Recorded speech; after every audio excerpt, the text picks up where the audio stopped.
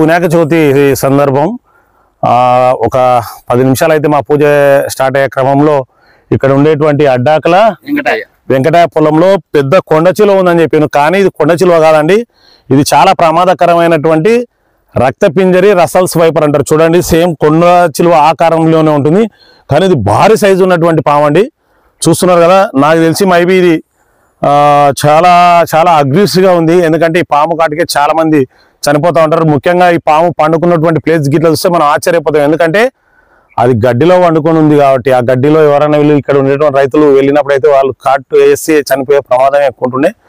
So మీరందరూ కూడా జాగ్రత్తగా ఉండండి ఫ్రెండ్స్. ఇది అయిపోయింది.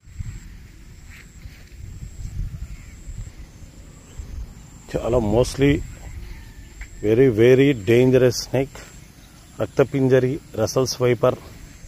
ఇలాంటి పాముల పట్లని చాలా జాగ్రత్తగా ఉండాలి. ఇవి ఎంతోమందిని బైట్ చేస్తూ ఉంటాయి మనం చూసుకొని వెళ్ళకపోతే.